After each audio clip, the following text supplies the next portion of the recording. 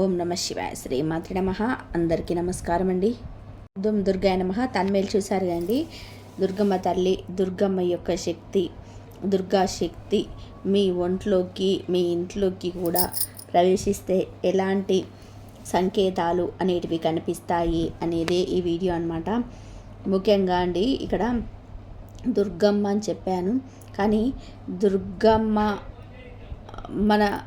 మన ఒంట్లోకి వచ్చిన, మన ఇంట్లోకి వచ్చిన వేరే రకమైన సిమ్టమ్స్ వస్తాయండి. నార్మల్గా సాత్విక దేవతలు అనేది ఒక దైవశక్తి. సాత్విక దేవతలు అంటే విష్ణుమూర్తి, లక్ష్మీదేవి, ఇలా మామూలుగా నార్మల్గా వినాయకుడు, ఇట్లా దేవీ దేవతలు, శివుడు, మనం ఇలాంటి దేవతలను పూజించినప్పుడు వాళ్ళు సాత్విక దేవతలని చెప్పుకోవచ్చు. దుర్గమ్మ మరి తామసిక దేవతన అంటే ఏం కాదండి, ఆమె దుర్గమ్మ కూడా కొంచెం శక్తి దేవత అనమాట. దుర్గమ్మ లోపల కాళీ మాత యొక్క శక్తి కూడా ఉంటుంది. అంతేకాదు ప్రత్యంగిర, వారాహి, ధూమ్రావతి, భద్రకాళి, బగలాముఖి, వీళ్ళందరూ కూడా కాళీ, కంకాళి, భైరవి, త్రిపుర భైరవి, ఇలా అనేక శక్తుల యొక్క సమాహారము దుర్గమ్మలో ఉంటుందన్నమాట. అంటే యోగిని దేవతలు అనమాట. దుర్గమ్మ చుట్టూ వీళ్ళందరూ కూడా ఉంటారనమాట. సాక్షాత్తు లలితాదేవి కూడా దుర్గమ్మ యొక్క స్వరూపమే అనమాట. అంటే లలితాదేవి దుర్గమ్మ దగ్గర నుండి లలిత సహస్రనామాలు చదివిన, దుర్గమ్మ ఫోటో పెట్టుకొని చదివిన లలితాదేవికి చెందుతాయి. అందరూ పార్వతీదేవి యొక్క అవతారాలన్నమాట. అమ్మవారి పార్వతీదేవి అవతారాలన్నమాట. వీళ్ళందరూ అనేక అవతారాలుగా వీరు ఏర్పడ్డారనమాట. కాబట్టి దుర్గమ్మను పూజిస్తే ఆల్మోస్ట్ శక్తి దేవతలను ఉపాసన చేసినట్టే అనమాట. నార్మల్గా నిత్య పూజ చేసి శుక్రవారం దుర్గమ్మకు కొంచెం స్పెషల్ పూజ చేసి నైవేద్యం పెడితే అది వేరే విషయం లేండి. అది నార్మల్గానే, కాకపోతే ఇంకొంచెం ఎక్కువగా ఆ అమ్మ మీద ఎక్కువగా ప్రేమతోటి అప్పుడప్పుడు అమ్మకు సంబంధించినవి సాధనలు కూడా చేస్తూ, మళ్ళీ నవరాత్రులు కూడా చేస్తూ, ఇప్పుడు దుర్గా నవరాత్రులు వస్తున్నాయి కదా, దసరా నవరాత్రులు వస్తున్నాయి కదా, అమ్మ కుంకుమార్చన చేస్తూ, అప్పుడప్పుడు నిమ్మకాయల దండలు వేస్తూ, ఇలాంటివి సాధనలు కొంచెం ఎక్కువ అతి ప్రేమ అనమాట అమ్మ మీద. నిమ్మకాయల దండ, అమ్మకు మందారాలంటే ఇష్టం కదా, రెడ్ కలర్వి, ఇట్లా ఇష్టపడి అమ్మవారికి ఎక్కువగా ఇష్టంగా పూజించే వాళ్ళు కూడా ఉంటారనమాట. అమ్మకి ఏవి ఇష్టమో తెలుసుకొని మరి అవి తీసుకొచ్చి పని పెడతాం. అట్లా అమ్మ మీద ప్రేమ ఉన్నప్పుడు మనకి ఏ దేవత మీదైనా సరే ఆ యొక్క సాత్విక దేవతలు ఎవరు, శివుడు, విష్ణుమూర్తికి తులసి దళాలు అంటే చాలా ఇష్టం, మల్లెపూలు అంటే లక్ష్మీదేవికి ఇష్టం. ఇట్లా ఎవరికి ఏమి ఇష్టమో అలాగ అనుకొని చేస్తుంటాం కదా ప్రేమతోటి. మనము ఆ ప్రేమ పట్ల భగవంతుడే ఎక్కువగా ఆకర్షితం అవుతాడనమాట, ఆ దేవి దేవత. అయితే ఎక్కువగా ఆకర్షితమయ్యి ఎక్కువ శక్తి అనేది విడుదల చేయడం అనేది జరుగుతుంది. ఎక్కువ దైవిక శక్తులు, కాస్మిక్ పవర్ అని చెప్పొచ్చు. ఈ కాస్మిక్ పవర్ అనేది ఎక్కువగా విడుదల కావడం అనేది జరుగుతుంది. ముఖ్యంగా ఇక్కడ దుర్గమ్మ గురించి మనం మాట్లాడుకుంటే, దుర్గా శక్తి అనేది విడుదలైనప్పుడు కొంచెం సిమ్టమ్స్ అయితే కొంచెం వేరుగానే ఉంటాయన్నమాట. గజ్జల సబ్బు రావడము, రాత్రికి కళలలో ఎక్కువగా అమ్మ యొక్క యోగినిగణ దేవతలు కూడా కనిపిస్తుంటారు. అట్లా అన్నమాట. మనము నార్మల్గా ఎంత చేస్తే అంత అండి. మనం నార్మల్గా ఏదో శుక్రవారం పూట అమ్మ ఫోటో పెట్టుకొని ఉంటాం కదా, మనం ఎక్కువగా అంటే దుర్గమ్మ ఫోటో మనకి మన పూజ గదిలో చాలా ఫోటోలు ఉంటాయి కదా, అందులో దుర్గమ్మ ఫోటో కూడా పెట్టుకొని నార్మల్గా అందరికీ పెట్టినట్టుగా నైవేద్యం పెట్టి పూజ చేస్తే నార్మల్గానే ఇంట్లో లక్ష్మీప్రదం అనే నిత్య పూజ అనేది అనడం వల్ల మీకు లక్ష్మీ నిలయం అవుతుంది. ఇంట్లో కూడా ఆ ప్రాబ్లమ్స్ అనేటివి అన్నీ కూడా ఇంట్లో కుటుంబ సభ్యుల యొక్క అనురాగం కూడా హెచ్చుగా పొందుతారనమాట, ఎక్కువగా అవుతుంది. మా ఇంట్లో కూడా అల్లరి చేసే పిల్లలు ఉంటారు కదా, ఇంట్లో చికాకుగా చేసే మగవాళ్ళైనా వీళ్ళందరూ సెట్ అయిపోతారు అనమాట. నిత్య పూజ అనేది గుడిలాగా మార్చే ప్రక్రియ. ఎందుకంటే అందులో ధూపం, దీపం, అగరబత్తుల పొగ, స్తోత్రము, ఇంకా పువ్వులు, ఇవన్నీ కూడా యాడ్ చేయబడతాయి కదా, కర్పూరము. కాబట్టి అట్లా ఇల్లు దేవాలయంలాగా మారిపోయి పాజిటివిటీ అనేది పెరుగుతుంది, దైవిక శక్తి ప్రసరించడం అనేది జరుగుతుంది. కాకపోతే మీరు ఇంకా ఇంకా ఎక్కువగా అమ్మ మీద ప్రేమను స్పెషల్ పూజలు చేస్తున్నారు. ఇప్పటిదాకా చెప్పినట్టు నిమ్మకాయల దండ అమ్మకి ఏవి ఇష్టము ఏంది అని చెప్పి ఆలోచిస్తున్నారు. అప్పుడప్పుడు మీరు అమ్మ గురించి ఆలోచిస్తున్న, అమ్మకి చీర పెట్టాలి దసరా రాగానే, ఇట్లా అమ్మ గురించి ఆలోచిస్తూ ఉన్నారనుకోండి. ఇట్లా ఆలోచిస్తున్నప్పుడు ఖచ్చితంగా అమ్మ మీ వైపు టర్న్ అవుతుంది.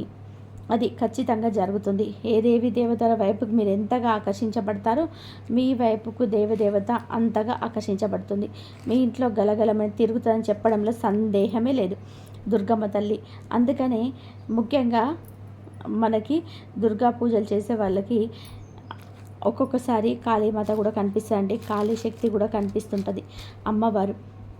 తర్వాత ఇంకా ముఖ్యంగా రాత్రిపూట పడుకున్నప్పుడు ఎవరో పిలిచినట్టు అనిపించడము, స్త్రీ గొంతుతో పిలిచినట్టుగా అనిపించడము, మళ్ళీ పక్కకే గజ్జల సప్పుడు వినిపించడం ఇంట్లోనే, ఇట్లాంటివన్నీ కూడా జరుగుతూ ఉన్నాయంటే దుర్గా పూజలు చేసేవారు ఖచ్చితంగా ఆ రోజు ధూపం వేయకపోయినా కూడా మీకు ఆ ధూపం వేయలేదు మీరు మర్చిపోయారనుకోండి, మధ్యాహ్నం ఎప్పుడో కూడా మీకు దుర్గమ్మ ఒక్కొక్కసారి సడన్గా గుర్తుకొస్తుంటుంది కూడా.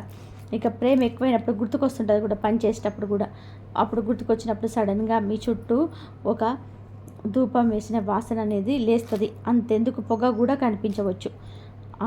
అట్లా మీరు చేసే సమయంలో మీరు ఇట్లాంటి వాసనలు ఎన్నోసార్లు అనుభూతి చెందినాము. పొగ కూడా కనిపిస్తుంది, ధూపం పొగ కూడా అమ్మవారి అంత తీవ్రంగా ఉంటుంది. ఎందుకంటే అంత తీవ్రంగా చేశామండి అమ్మ అంటూ చేసినామనుకో, అంత తీవ్రత అనేది మనకి తీవ్రతగా చేస్తే అంత తీవ్రతగా కనిపిస్తుంటుంది అమ్మ. మనము ఎంత భక్తితో చేస్తామో అంత ఎక్కువ కనిపిస్తుంది. గజ్జల సప్పుడు కూడా వినబడుతుంటుంది. పడుకుంటే చెవుల దగ్గర గజ్జల సప్పుడు వినబడుతుంటుంది మనకి. ఇట్లా అంతేకాదు లలితాదేవి ఆరాధనలో ఎక్కువసారి మనం శాతమైతే కాళీమాత కనిపిస్తుంటుంది. పుర్రెలు వేసుకొని కనిపిస్తుంటుంది కదా దుర్గామాత. వీళ్ళిద్దరు ఎక్కువ కనిపిస్తుంటారు. ఎక్కువగా లలితాదేవి కనిపించకపోయేది కదా. అయితే ముఖ్యంగా ఈ దుర్గామాత పూజ చేసే వాళ్ళకి ఒక్కొక్కసారి కోపం కూడా ఎక్కువగా వస్తుందని చెప్పుకోవచ్చు. ధర్మ మార్గపరంగా కోపం వస్తుంది. ఎందుకంటే కాళీతత్వం ఉంటుంది కదా దుర్గమ్మలో. అందుకని వీరి శరీరంలోనే ఇక దుర్గమ్మ యొక్క ఎనర్జీ, మీరు చేసే విధానాన్ని బట్టి దుర్గమ్మ యొక్క ఎనర్జీ మీ శరీరంలోకి వస్తుందని అన్నప్పుడు ఎక్కువ శాతంలో ఫుల్ఫిల్ అవుతూ ఉంది. మీ భక్తిని బట్టి, మీ ప్రేమను బట్టి. మీరు భక్తి ప్రేమ ఉంటేనే మీరు పూజ అనేది చేయగలరు. స్పెషల్ పూజలు ఇవన్నీ కూడా శుక్రవారం కూడా అమ్మవారి దుర్గమ్మ ఫోటోకి నిమ్మకాయల దండ 11 నిమ్మకాయలు గుచ్చి వేయండి. అమ్మకి ఇష్టం కదా అని అట్లేస్తే ప్రసాదాలు చేసి పెట్టారనుకోండి, ఎక్కువ శక్తి విడుదల కావడం అనేది జరుగుతుంది. ఆ శక్తి మీ పట్ల ఆకర్షితం కూడా అవుతుంది. ఇంకా మీకు పూనకం వచ్చే అవకాశం కూడా ఉంటుంది. కానీ అందరికీ వస్తుందని కూడా ఇక్కడ చెప్పటం లేదు పూనకము. ఎందుకంటే అది కొంతమందికి రావచ్చు, కొంతమందికి రాకపోవచ్చు. అమ్మ కృప పూనకం రాని వారికి అమ్మ కృప ఉండదా అంటే ఉంటుంది. అమ్మ కృప అనేది ఉంటుంది. పూనకం వచ్చిన వాళ్ళకి ఎంత ఉంటుందో వీళ్ళకు కూడా అంతే ఉంటుంది. కాకపోతే అక్కడ పూనకం అనేది అందరికీ రావాలని ఏమీ లేదు రూలు. అది కూడా పూర్వజన్మ కృపం వల్లనే అట్లా పూనకం అనేది వస్తుంది అన్నమాట. అయితే ముఖ్యంగా ఇక్కడ మనకి కొంతలో పూజ స్టార్ట్ చేసినప్పుడు ఆవలింపులు అయితే విపరీతంగా వస్తాయి. కామెంట్ అనేది చాలాసార్లు అంటుంటారు, ఊకే ఆవలింపులు వస్తున్నాయి అని చెప్పేసి కామెంట్గా అట్లా మాట్లాడుతుంటారు అనమాట. వీళ్ళు ఊకే ఇట్లా ఆవలింపులు కొంచెం వీళ్ళు ఆవలింపులు తీస్తున్నారు అని చెప్పేసి అంటారు. అప్పుడు మనకి అట్లా కామెంట్ కూడా చేస్తుంటారు. ఏంటంటే ఆవలింపులు వస్తున్నాయి ఈమెకి ఆవలింపులు వస్తున్నాయి అని చెప్పేసి అనుకుంటారు. అట్లా వచ్చినప్పుడు మీకు అమ్మ లోపలికి వచ్చినప్పుడు అట్లా ఆవలింపులు వచ్చేస్తాయి అన్నమాట. అట్లా నెగిటివ్ ఎనర్జీ కొంచెం ఏదన్నా ఉంటే వెళ్ళిపోయి మనకు ఆవలింపులు వచ్చినప్పుడు మనకు అవన్నీ వెళ్ళిపోయి మంచిగా అమ్మవారు మనలోకి వస్తుంటుంది అనమాట. అట్లా ఆవలింపులు వచ్చినప్పుడు ఆవలింపులు వస్తుంటాయి అన్నమాట. ఇక రిమూవ్ చేసే క్రమం కూడా రాదు. కాకపోతే దీనికి సంబంధించినది కొంచెం నెగిటివ్ ఎనర్జీ సమాజంలో తిరుగుతుంటాం, మాయా లోకంలో ఉంటాం కదా మనము. దానికి సంబంధించినది రిమూవ్ చేయడం అనేది జరుగుతుంది. ఎన్నో జన్మలుగా ఉన్న మలినమైన ఈ బ్లాకేజ్ అన్నీ కూడా వాటిని కూడా క్లియర్ చేయడం అనేది జరుగుతుంది. సడన్గా అమ్మవారి దైవిక శక్తి ప్రవేశించగానే శరీరం లోపలికి చక్రాలు క్లెన్జింగ్ అనేది స్టార్ట్ అవుతుందన్నమాట. బాడీలో నాడీ శుద్ధి జరుగుతుంది. నాడులు, గ్రంథులు, వీటి లోపల ఉన్న బ్లాకేజెస్, ఇంకా బ్యాడ్ ఎనర్జీస్, ఇవన్నీ కూడా మన పాపర్ధ కర్మలన్నీ కూడా శరీర అవయవాలలో ఉన్నవన్నీ కూడా ఉంటాయన్నమాట. అవన్నీ కూడా తొలగిపోతుంటాయి. అక్కడక్కడ నవరాత్రులు చేసినప్పుడు మనము ఈ దుర్గమ్మను ఎక్కువగా పూజలు చేసినప్పుడు సమయం చేసినప్పుడు కూడా మనకి పూజలు ఎక్కువ చేస్తున్నాం. ఇక రోజు కూడా అమ్మవారి పట్ల, మీ ఇష్టదైవం పట్ల ఎక్కువగా ప్రేమ కలుగుతుంది. పూజలు గంభీరంగా బాగా చేస్తున్నారు, నైవేద్యాలు పెడుతున్నారు, పూలను మాల అలంకరిస్తున్నారు, ప్రేమతోటి స్తోత్రం చేస్తున్నారు. ఒక స్తోత్రం కాదు, 2-3 స్తోత్రాలు చేస్తున్నాం. అప్పుడు దైవిక శక్తి అప్పుడు ఇంకెక్కువగా విడుదల అవ్వడం అనేది జరుగుతుంది. ఎంత చేస్తే అంత అండి. నార్మల్గా దీపం వెలిగించి పక్కకు వెళ్ళినా ఎంతలు విడుదల కావాలో అంతలు విడుదలవుతుంది. ఇంకా ఎక్కువ చేస్తున్నారన్నప్పుడు ఎక్కువ విడుదలవుతుంటుంది. కాబట్టి ఆవలింపులు విపరీతంగా వస్తుంటాయి, కళ్ళల్లో నీళ్ళు వస్తుంటాయి, ఆలోచనలు వస్తుంటాయి, ఇలాంటివన్నీ జరుగుతుంటాయి. మళ్ళీ మీకు ఆజ్ఞా చక్రం దగ్గర విపరీతంగా లాగినప్పుడు కూడా అనిపిస్తుంది. అది చేస్తున్నప్పుడు, పూజ చేస్తున్నప్పుడు అతి చేస్తున్నారు పూజ మీరు అన్నప్పుడు, మితంగా చేస్తలేరు, ఇక్కడ ఎక్కువ చేస్తున్నారు అన్నప్పుడు ఆజ్ఞాచక్రం దగ్గర లాగుతుంది.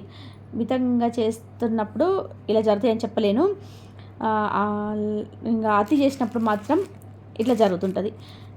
ఇంకా కొంచెం అమ్మ పట్ల ఆకర్షితమై ఇట్లా అతిగా చేస్తే, మీ ఇష్టదైవం పట్ల ఏ దేవి దేవత అయినా పర్వాలేదు, కానీ అతిగా చేస్తే ఇట్లానే ఉంటుంది అనమాట. ఇక మీరు ఆజ్ఞాచక్రం అనేది ఎందుకు లాగుతుందో అంటే, ఇక అమ్మవారికి కళ్ళు మూసుకొని ధ్యానం చేస్తూ ఉంటారు. అవునా, అమ్మవారిని మనము గుడికి వెళ్ళినప్పుడు గుళ్ళ విగ్రహం చూసి కళ్ళు మూస్తాం. ఎందుకు? మళ్ళీ ఆ గుళ్ళ విగ్రహాన్ని మళ్ళీ ఆజ్ఞాచక్రంలో చూద్దామని ప్రయత్నం చేస్తుంటాం. అలా ప్రయత్నించడం మంచిదన్నమాట. అలా ప్రయత్నించినప్పుడే యాక్టివేషన్ అనేది స్టార్ట్ అవుతుంది. మనకు ఆజ్ఞాచక్రం అనేది మన అట్లా చేసుకోవాలి. ఇట్లా ఆజ్ఞాచక్రం అనేది లాగడము, పీకడము అలాంటివన్నీ కూడా చీమలు పాకినట్టుగా అవ్వడము, తలనొప్పి ఇలాంటివన్నీ వస్తాయి. రోమాలు నిక్కబొడుచుకుంటాయి. అమ్మ పట్ల మీరు ప్రేమగా ఉన్నప్పుడు అమ్మ కూడా మీకు ఇంటిమేషన్స్, సూచనలు ఇలా, బిడ్డ నీ పక్కనే ఉన్నాను నేను అని చెప్పేసి ఆ అమ్మ కూడా మనకి తెలియజేస్తుంటుంది. ఫోటోలలో నిర్మించి పువ్వుల కింద పడడము, ఇంకో ఇట్లా పువ్వు పడిందంటే మనకు అమ్మవారి కృప మనకున్నది. అమ్మవారి బోర్ల పడ్డ పువ్వు సీద పడ్డ అమ్మవారి కరుణనే మనకు చూపిస్తున్నది అని చెప్పి మనకు లభించిందని అర్థం. అమ్మవారి కృప మనకు లభించిందని అర్థం చేసుకోవాలి. ఎట్లా పడ్డా సరే కానీ మనకు అమ్మవారి కరెక్ట్గా పడాలని ఏం లేదు. ఎట్లా పడ్డా సరే కానీ అమ్మవారి కరుణ అయితే మన పైన ఉన్నది అని చెప్పి అనుకోవాలి. మన అన్ని పాజిటివ్గా తీసుకొని భక్తి మార్గంలో ముందుకెళ్ళాలి. నెగిటివిటీగా ఆలోచించడం అనుకో అక్కడే చతికిల పడిపోతుంటాము, ఇంకా బయటికి రాము, ఇంకా అదే బాధలోనే ఉండిపోతాము. ఇంకా ఏడ్చినా కూడా దిక్కు లేదు, ఏడుస్తూనే ఉంటాం కూడా. ఎప్పుడైనా కానీ నెగిటివ్గా ఆలోచనలు మనకు దుఃఖాన్ని కలుగజేస్తాయండి. కాబట్టి నెగిటివ్గా పాజిటివ్గా ఆలోచించుకుంటూ వెళ్తే యద్భావం తద్వతే, అక్కడ మంచి జరుగుతుంది. మన భావనలోనే ఉంటుంది అనమాట మంచి చెడు అనేది. పువ్వు ఎట్లా పడ్డా సరే, బోర్ల పడ్డా ఎట్లా పడ్డా కూడా అమ్మవారి కృప మన మీద పడింది అని చెప్పి అనుకోవాలి. దాన్ని తీసుకొని నెత్తలో పెట్టుకోండి. అమ్మవారి పువ్వుని తీసుకొని పడ్డ పువ్వును అక్కడే వదిలేకుండా మంచి కరెక్ట్గా నిధిలో పెట్టుకోండి, లేదా బీరువాలో పెట్టుకోండి అమ్మవారి పువ్వును. మీకు మంచి జరిగే అవకాశం ఎక్కువగా ఉంటుంది. ఆజ్ఞాచక్రం యాక్టివేటు అవ్వడమే కాకుండా మీరు ఎంత ఎనర్జీ అనేది ఎక్కువగా విడుదలవుతుంది, మీరు ఎంతగా అమ్మవారి పట్ల ఆకర్షితమవుతున్నారనే దాన్ని బట్టి పూజలో మీరు ముందుకు వెనకాలకి చుట్టూ రౌండ్గా పక్కకి ఇట్లా ఊగుతూ ఉంటారనమాట. ఊగడం అనేది కామనం అండి. ఎట్లా అంటే ధ్యానంలో కూడా ఊగుతుంటాం. పరమాత్మకి కనెక్ట్ అవుదామని మనం ఇట్లా శ్వాస మీద ధ్యాస పెట్టి మనము చక్కగా ధ్యానం చేస్తున్నాము అనడానికి ఒక ఉదాహరణ ఊగడం అండి. అవును, కాకపోతే ఆ ఊగే స్టేజ్ కూడా ఆగిపోతుంది ఒక్కొక్కసారి. అట్లా ఎప్పటికీ అంటే సంవత్సరాల తరబడి మనం మీరేం చేయాలంటే ఊగడం మీద దృష్టి పెట్టొద్దు. ఊగడం మీద దృష్టి పెట్టకుండా మీరు భక్తి మీరు చేసుకోవడమే మంచిదన్నమాట. ఆ ఊగడం అనేది మెల్లగా ఆ దైవిక శక్తి అనేది మన శరీరంలోకి వెళ్ళినప్పుడు కొంచెం ఇన్ని రోజులేమో ఎనర్జీ అనేది మనకి మూలాధార చక్రం నుంచి మామూలుగా అయితే మన ఎనర్జీ అనేది కిందికి ప్రవహిస్తుంది. ఇప్పుడు మనకి ఆత్మజ్ఞానం సంపాదిస్తున్నామంటే భక్తిలో మనం ముందుకు వెళ్ళిపోతున్నాం. ఎక్కువ కుండలి యాక్టివేషన్ అవుతుంది. మూలాధార చక్రము మనకి పైకి లేస్తుంది. పైకి లేవడానికి మొత్తం వెంటనే ఒక్కొక్క చక్రం మీదకి ఒక్కొక్క చక్రం నుంచి జంప్ చేసుకుంటూ ఏం వెళ్ళదుగా కుండలిని మాత ఒక్కొక్క చక్రాన్ని క్లీనింగ్ చేస్తుంటుంది. ఆమె లేవడమే మహాభాగ్యం అండి. ఆమె నిద్రపోతున్న అమ్మ కళ్ళు తెరుచుకోవడమే మహాభాగ్యం. కుండలి ఆవిఘ్నం అయిపోయినట్టేగా. అవును, సర్పము ముడుచుకొని పడుకుంటుంది. ఆ ముడుచుకొని పడుకున్న సర్పము లేచిందండి. లేచి కళ్ళు తెరిచి పడిగ విప్పింది. ఇంకా చుట్టుకున్నవి కూడా వీడి పడిపోవాల్సిన అవసరం లేదు. అప్పుడు ఆమె లేవగానే ఆ సర్పం లేవగానే కుండలిని యాక్టివేషన్ అయినట్టు. ఇక్కడ సర్పమైనా అనవచ్చు, మనము కాళీమాత అయినా అనవచ్చు. అట్లా అనమాట. కాబట్టి ఎనర్జీ అనేది మనకి అట్లా లేవగానే ఎనర్జీ అనేది పైకి ఫ్లో అవ్వడం స్టార్ట్ అవుతుంది. పైకి ఫ్లో కావడం స్టార్ట్ కానీ శుక్రమ శరీరం జాగృతం అవుతుంది. మన శరీరం లోపల ఇది నార్మల్గా మనము స్థూల శరీరం అనేది లోపల ఉండదు సూక్ష్మ శరీరం. ఆ సూక్ష్మ శరీరం అనేది ఆ సూక్ష్మ శరీరమే ఆ అస్ట్రల్ ట్రావెల్ చేయడం అనేది. కాబట్టి ఆ సూక్ష్మ శరీరం అనేది జాగృతం అవుతుంటుంది. మనకి దానికి చైతన్యం వస్తుంటుంది. అప్పుడు మనము తేడాలు ఏమన్నా రావా, కొత్తగా ఏమైనా జరిగినప్పుడు ఊగడమా లేకపోతే కంపనాలు వస్తుంటాయి. ఇంకా బాడీ పెయిన్స్ రావచ్చు. ఇట్లా కరెంటు షాక్ కొట్టినట్టు అవుతుంటుంది. సడన్గా ఏమేమో జరిగిపోతుంటాయి. ఒక్కొక్కసారి వేడిగా అయిపోతాం, ఒక్కొక్కసారి చల్లగా అయిపోతుంటాం. ఈ కుండలి అవిఘ్ని సింటమ్సే. ఒక్కొక్కసారి వేడి చేస్తే ఒక్కొక్కసారి చలవ చేస్తుంటుంది. కాబట్టి తెలివిగా ఉండాలి. తెలివిగా ఉండి వేడి చేసినప్పుడు చలవ చేసే పదార్థాలు తినాలి. చలవ చేసినప్పుడు వేడి చేసే పదార్థాలు తినాలి. మితంగా తినాలి. శాకాహారం తినాలి. మీరు అతి భక్తి అనేది చేస్తున్నప్పుడు మీరు అతి కేరింగ్ కూడా ఉండాలి మీకు మీ మీద. అందుకనే కదా మన గురువు ఉండాలి అని చెప్పి ఎందుకంటారు. ఇందుకే మరి గురువు లేకుండా భక్తి చేస్తున్నావా, గురువు లేకుండా మంత్ర జపం చేస్తున్నావా, అమ్మో గురువు లేకుండానే నువ్వు ధ్యానం చేస్తున్నావా అని అంటారు కదా. ఇందుకే మరి గురువు ఉండి అన్ని సజెషన్స్ ఇస్తూ ఉంటాడు అనమాట. అంతేకాదు ప్రాబ్లమ్స్ ఏమన్నా వచ్చినా కూడా గురువు కాబట్టి ఆయన ప్రాబ్లమ్స్ నుంచి బయటకు తీసుకొస్తాడు. ఎట్లా మీరు ముందుకు వెళ్ళాలి అన్ని సలహాలు సూచనలు ఇస్తాడు. కాబట్టి గురువును ఎవరు ఉంటే కనుక గురువును కూడా మీరు సంపాదించుకోగలిగితే బెటర్. కానీ పనికి మాలిన గురువులు ఉంటారు కదా. కాబట్టి పనికి మాలిన గురువుల దగ్గరికి వెళ్ళకపోవడమే మంచిది. గురువు లేకుండా ఉండడం మంచిది. అట్లా అడిగితే పలికి మాలిన గురువుల దగ్గరికి మాత్రం వెళ్ళమాకండి. వాళ్ళకి ఏమీ రాదు. కొంతమందికి గురువులు అని చెప్పేసి అని చెప్పుకుంటుంటారు. కాబట్టి మంచిగా చక్కగా తెలిసిన మంచిగా మీకు ఎక్స్పీరియన్స్ ఉంటుంది కదా, వేరే వాళ్ళని చూసి ఉంటారు కదా, ఆయన శిష్యులను చూసినప్పుడు వాళ్ళలో ఎట్లుంది, మార్పులు ఎలా ఉన్నాయి తెలుసుకొని గురువులను సెలెక్ట్ చేసుకోవడం మంచిది. యాక్చువల్గా అయితే నిజం చెప్పాలంటే నిజం నిప్పులాగా ఉంటుంది. గురువును భగవంతుడే అసలైతే కళలో చూపించేస్తాడు. మనకి చూపించి ఇక్కడికి వెళ్ళమ్మా ఈయన నీ గురువు అని చెప్తాడు. అంతేకాదు పూర్వజన్మల గురువులు ఉంటే ఈ జన్మలో మనకు హెల్ప్ చేస్తారు వాళ్ళే స్వయంగా వచ్చి. అయితే మనం చాలా ముందుకు వెళ్ళిన వాళ్ళకి ఆ విధంగా జరుగుతుంది. మనము భక్తి మార్గంలో కూడా చాలా ముందు స్టేజ్కి వెళ్ళిన వారికి గురువే వచ్చి సహాయం చేస్తాడు. పూర్వజన్మ గురువు ఆయన. పూర్వజన్మ గురువు ఈ జన్మలో ఏమైనా జన్మించిందా అంటే మళ్ళీ ఆయనను పిలుస్తాడు. మనల్ని ధ్యానంలోనైనా నా దగ్గరికి రా అని పిలుస్తుంటాడు. ఇక్కడ ప్లేస్ చెప్తాడు, ఊరు చెప్తాడు. ఇవన్నీ కూడా వినడానికి విడ్డూరంగా ఉన్న ఇవన్నీ నిజాలన్నమాట. స్వయంగా చూసాం. గురువు ఇట్లా తెలంగాణలో ఎట్లుంటుందంటే పూనకాలు ఎక్కువగా వస్తుంటాయి కదా. తెలంగాణలో పూనకాలంలో వచ్చినప్పుడు ఒక ఆవిడకు పూనకం వచ్చినప్పుడు స్టార్టింగ్ స్టేజీలో ఆమెకి 14 సంవత్సరాలకి పూనకం స్టార్ట్ అవుతుంది. 7 సంవత్సరాలకు కూడా పూనకం స్టార్ట్ అవుతుంది. చిన్న పాపలు ఉన్నప్పుడు కూడా ఆమె కలలో వచ్చింది. ఆమెకి గురువు అతను కళలోకి వచ్చి ఇక్కడ నేనున్న ఈ ప్లేస్లో వచ్చి శిశరికం చెయ్యి అని చెప్పి అంటారనమాట. పూనకాలు వచ్చే వాళ్ళకి శిశరికం కావాలా అంటే వాళ్ళకి కొన్ని నేర్పియాల్సి ఉంటుందండి. కాబట్టి పూనకం వచ్చిన వాళ్ళ గుడువు అవసరం ఇట్లా చెప్తారండి, కళల్లో కూడా వచ్చి చెప్తారు అట్లా అన్నమాట. అయితే ముఖ్యంగా మనం ఇంకా వీడియోలోకి వచ్చేస్తే ముఖ్యంగా ఈ దుర్గామాత యొక్క శక్తి అనేది మన శరీరంలోకి వచ్చినప్పుడు ఇట్లనే అవుతుందండి. ఒక్కొక్కసారి శరీరం వేడిగా, శరీరము చల్లగా అవుతుంటుంది. అంతేకాదు శరీరం తేలికగా కూడా అవుతుంటుంది. అవును, గాలిలో తేలుతున్నట్టుగా అనిపిస్తుంటుంది. అంటే ఏంటి ఇంత తేలిక బరువుగా ఉంటాంగా మనం.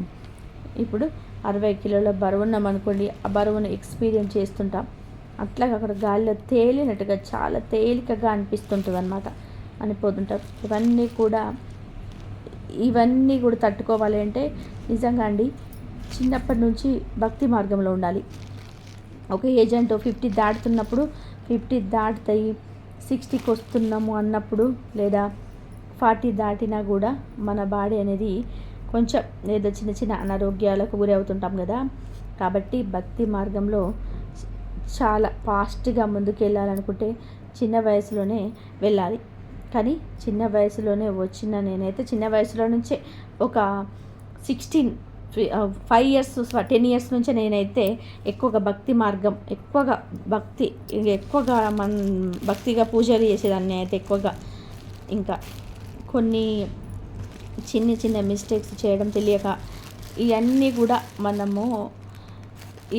కూడా మీకైతే కొన్ని విషయాలు చెప్తున్నాను. ఇలాంటి మిస్టేక్స్ కూడా మీరు చేయొద్దు. ముఖ్యంగా భక్తి మార్గంలో అమ్మ పట్ల ఎక్కువగా విపరీతమైన ప్రేమతో మీరున్నారు.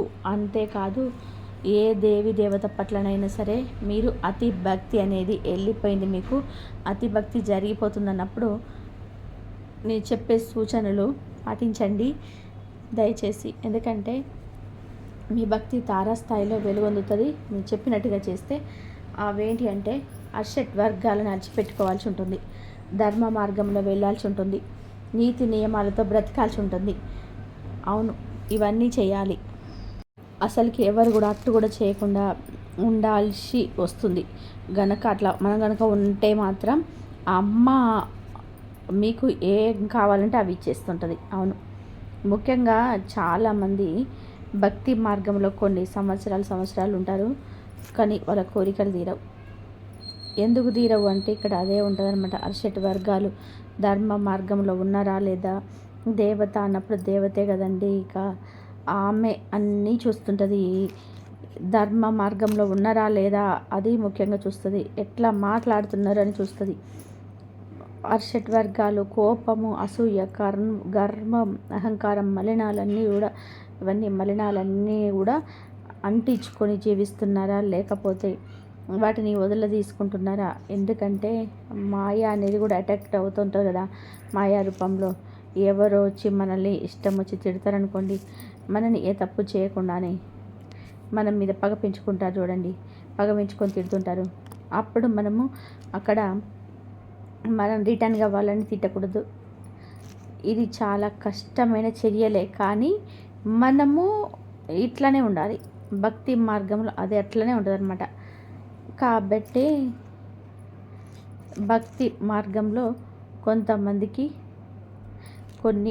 ఎన్ని సంవత్సరాల నుంచి ఉన్నా కూడా మాకెందుకు కోరికలు నెరవేరటం లేదు, జీవితం ఎందుకు ఇలా ఉంది అంటే ఆలోచించుకోవాలండి. ఇవన్నీ కూడా ఉంటాయి, బేస్ అయి ఉంటుంది. ధర్మ మార్గంలో బేస్ అయి ఉంటుంది. నీతి నియమాలు, కోపము, అసూయ ఇవన్నీ ఉంటాయన్నమాట. కాబట్టి మనము గర్వం, అహంకారంతో ప్రేరేకపోవడము ఇవన్నీ కూడా మనకి అటాచ్ అయి ఉంటాయి. కాబట్టి తప్పకుండా ఇవన్నీ కూడా మీరు ఆలోచిస్తుండాలన్నమాట. నేను కరెక్ట్ ఉన్నానా అని చెప్పేసి. అయితే ముఖ్యంగా అమ్మ దుర్గమ్మ తల్లి సాత్విక దేవతే, కాకపోతే దుర్గమ్మలో కాళితత్వం ఉంటుంది. కాబట్టి ఇక్కడ తామసికం కూడా ఉంటుందని నేను ఫస్ట్లో చెప్పినాను కదా. శక్తి దేవత, ఎందుకంటే దుర్గమ్మలో కాళితత్వం కూడా ఉంటుంది. కాబట్టి ముఖ్యంగా దుర్గమ్మ దుర్గమ్మ తల్లి మన ఇంట్లోకి ప్రవేశించినప్పుడు మనకి ఇల్లు కూడా కాంతివంతంగా అవుతుంటుంది. అవును, ఇల్లు కాంతివంతంగా అవుతుంది. అప్పుడప్పుడు సువాసనలు వెదజల్లుతుంటాయి. మన ఒంట్లోకి ప్రవేశించినందుకు మనకు అసలు తేజస్సు అనేది వచ్చేస్తుంది అనమాట.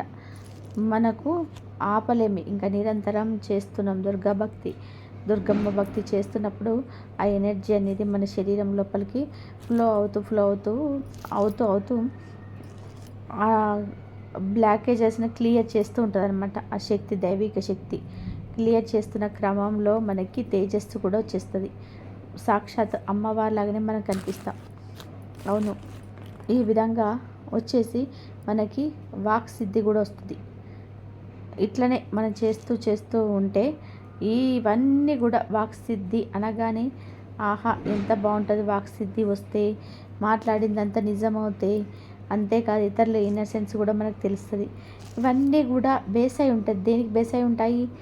అర్షడ్ వర్గాలకు బేస్ అయి ఉంటుంది. అర్షడ్ వర్గాలని ఎంతవరకు మనం అణుచుకొని ఉంటే అమాయక పిల్లల్లా ఉండాలన్నమాట. ఒక పిల్లవాడు ఉంటాడు, అసలు చాలా అమాయకుడు.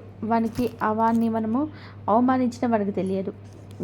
అవమానిస్తున్నది, వీడు నన్ను అవమానిస్తున్నాడు అని ఆ అబ్బాయికి తెలియదు. అంత అమాయకంగా పిల్లగాడు ఉంటాడనమాట. ఆ విధంగా ఉండాలి మనం.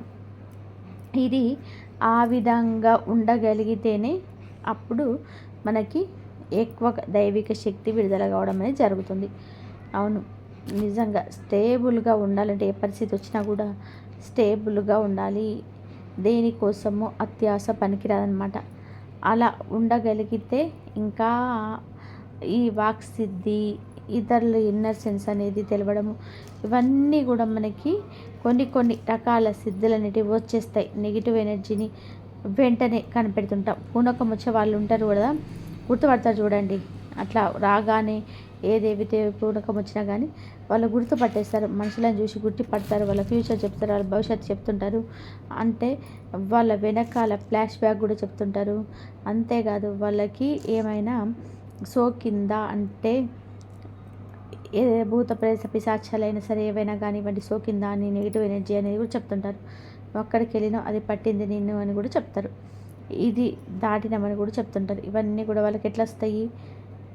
ఇవన్నీ కూడా కుండలిని యాక్టివేషన్ చేసుకున్న వాళ్ళకి దాదాపుగా ఇవన్నీ కూడా తెలుస్తాయి. అంతేకాదు అమ్మవారి శక్తి అనేది ఒంట్లోకి వెళ్తుంది కదా, అమ్మవారి సాక్షాత్ అమ్మవారే ఒంట్లోకి వెళ్ళినప్పుడు ఆమె చెప్తుంటుంది, వీళ్ళు కాదండి. కొంతమందికి పూనకం వచ్చే వాళ్ళకి అంతా తెలుస్తుంటుంది, వాళ్ళు ఏం మాట్లాడుతున్నారు అనేది. కొంతమందికి తెలియదు అసలే. తర్వాత పూనకం ఆగిపోయిన తర్వాత నేను ఏం మాట్లాడినని మనల్ని అడుగుతుంటారు వాళ్ళు. కానీ కొంతమందికి ఏమో వాళ్ళు ఏం మాట్లాడిననేది అన్నీ తెలుస్తుంటాయి.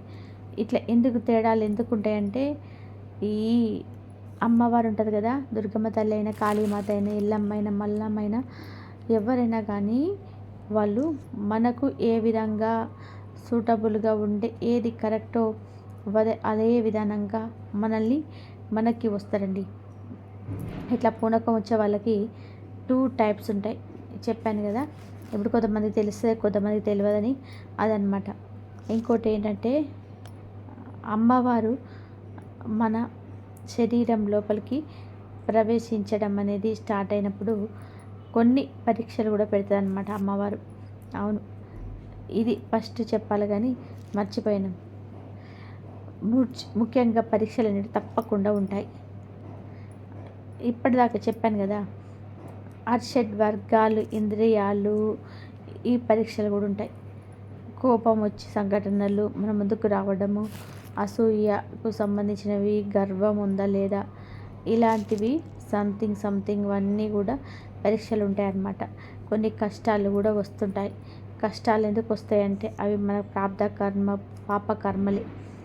ఆ కష్టాలు వచ్చినప్పుడే కదా ఇవన్నీ పోతాయి. అంటే రిమూవ్ కావాలి అంటే అవన్నీ రావాలి కదా, కాబట్టి ఇస్తుంది. ఎట్లా ఇస్తుంది? ఇప్పుడు మన భర్త ప్రహ్లాద చరిత్రలో మనం చూసాం కదా, ఎన్ని కష్టాలు ఉన్నా కూడా ఆయన భగవంతుడి మీద నమ్మకాన్ని కోల్పోలేదు ప్రహ్లాదుడు. భగవంతుడంటే ఇష్టం, ప్రేమ ఉండడం వల్ల ఆ విధంగా ఉండగలిగితే మనకు కూడా కష్టాలేం కష్టాల్లాగా అనిపించవు. అవును, నమ్మకంతో ముందుకెళ్తుండడమే.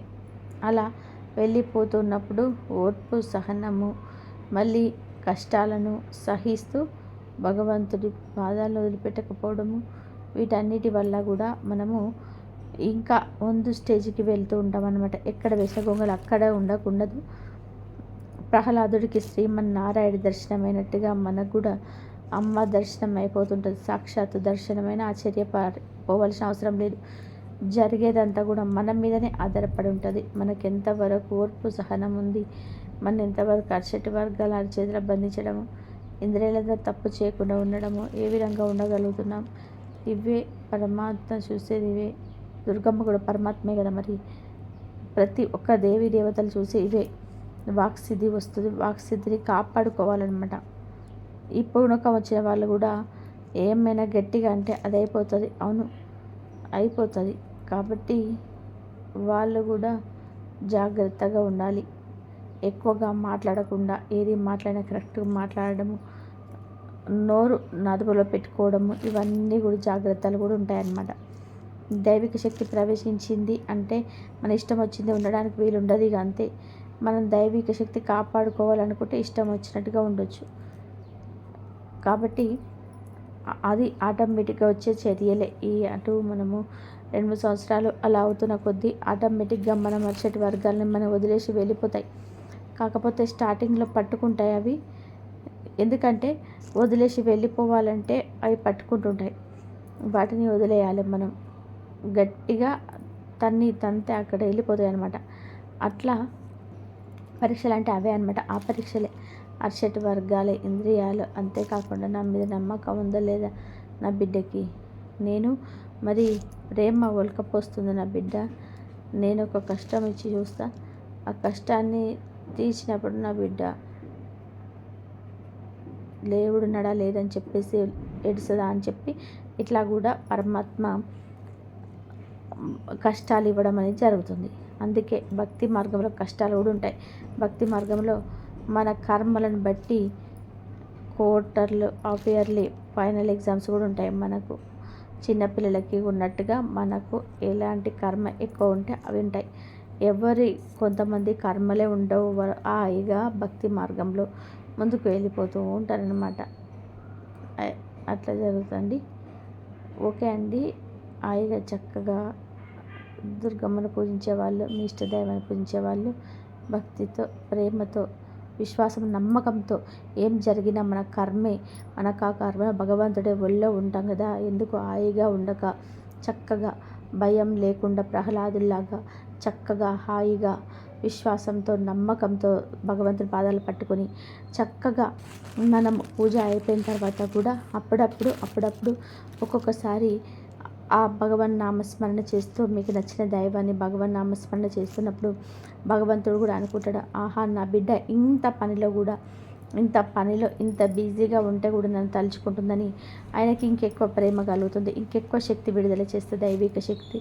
అప్పుడు ఇంకెక్కువ ప్రారంధ పాపకర్మలు కలిగిపోతాయి అన్నమాట. కాబట్టి ఎక్కడ ఎలా చూసినా కూడా, ఏ విధంగా చూసినా, రౌండ్ ఫిగర్ చేసి ఏది చూసినా కూడా భక్తి, ప్రేమ, విశ్వాసం, నమ్మకం ఇవే కావాలి పరమాత్మకి. ఇవే కావాలి.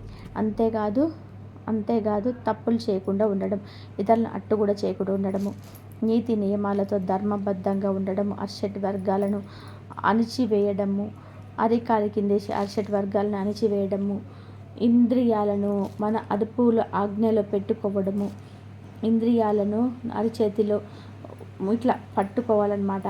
తప్పులు చేయనీయకుండా ఇంద్రియాల ద్వారా ఒక తప్పు కూడా జరగకూడదు మనం.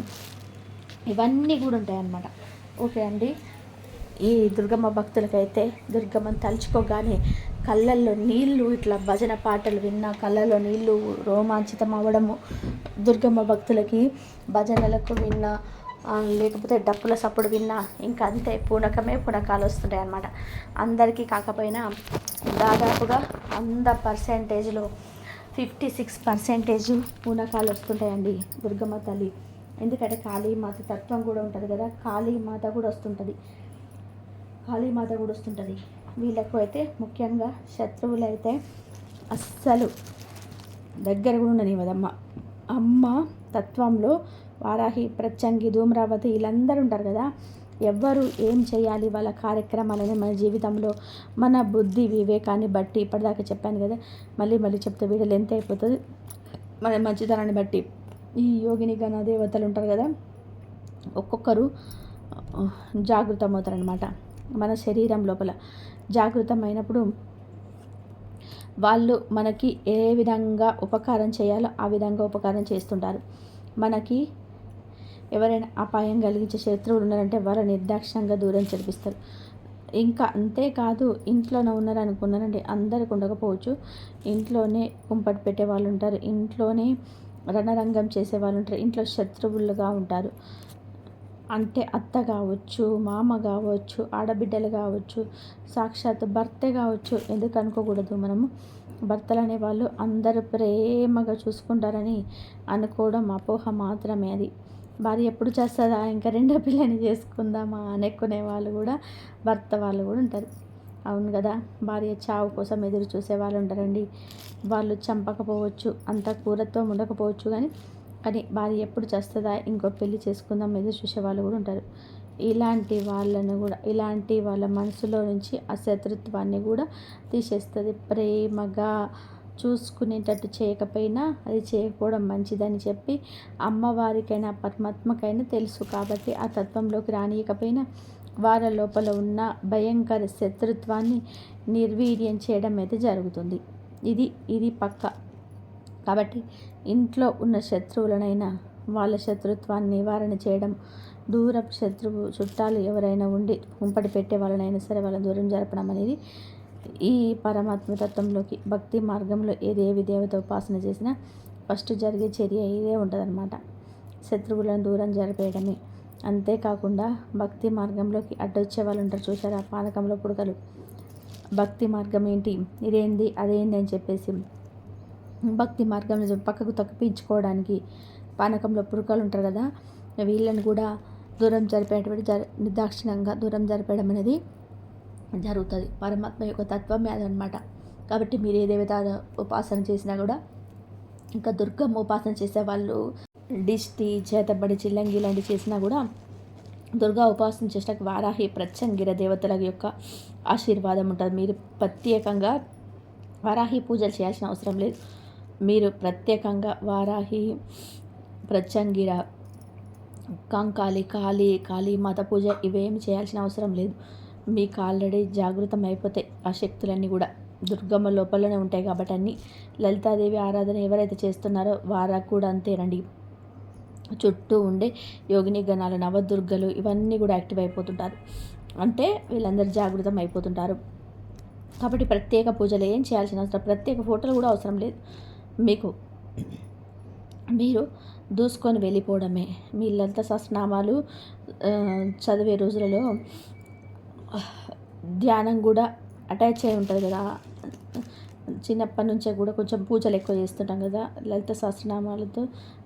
అప్పట్లో ప్రత్యంగిర, వారాహిదేవి ఎవ్వరు తెలియదు కదా. ఇతర దేవతలు కూడా కనిపించేది. త్రిపుర భైరవి, ఇంకా వీళ్ళందరూ మనకు అమ్మవార్లందరూ కూడా అట్లా మనకి కనిపిస్తూ ఉంటారనమాట. చిన్నప్పటి నుంచే మనం పూజ చేస్తున్నప్పుడు వాళ్ళందరూ కూడా కనిపిస్తుంటుంది. అట్లా అసలు ఎవరికి తెలియని దేవతలు కూడా మనకు కనిపిస్తుంటారు అనమాట.